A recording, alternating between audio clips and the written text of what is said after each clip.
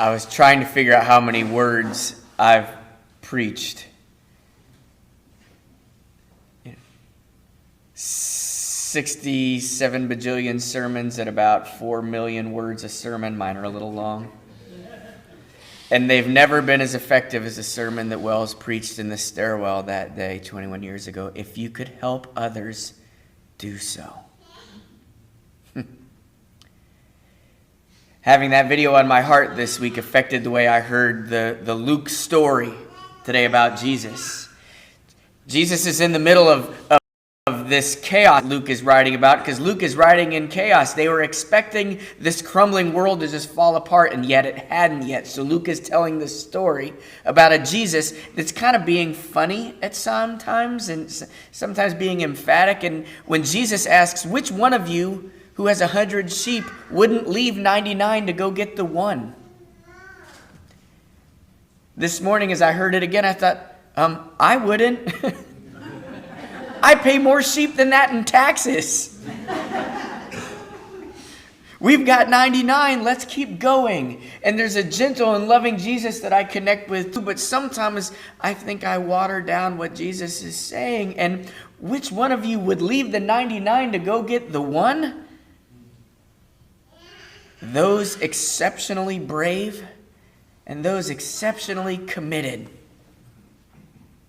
In 2002, I was introduced to a mentor who instructed me that everybody's moving, and some of us are moving towards something, and some of us are moving away from something. I'll be honest, I've spent most of my life moving away from something. And I'm not here to say one is better than the other. But I admire those that know what they're going towards. Those that leave 99 to go towards one. What a love that is for the one who has not yet been welcomed back in. As a church professional, don't hold that against me. I'm aware that a lot of the systems that I grew up in have fallen apart, and in some ways that's a good thing. And in some ways it leaves me wondering, so what am I standing in? What sort of pasture am I standing in? Where am I in all of this?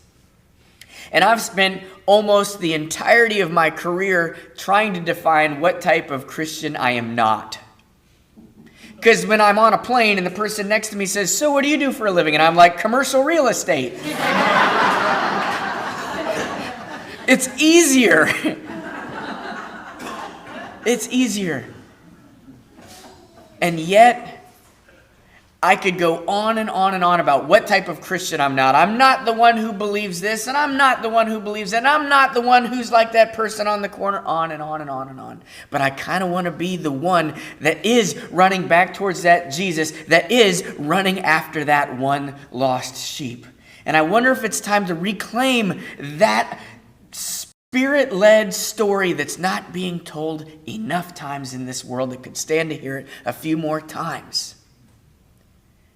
And I'm wondering then, if there are things around us that are falling apart and there's a world that we're trying to reconstruct, if you'll join me in being the folks that will go boldly, proudly, and lovingly proclaim this is who we are and this is what we're going towards. Because when that happens, well, I'd actually just like to close with this, because I'd like you to see it.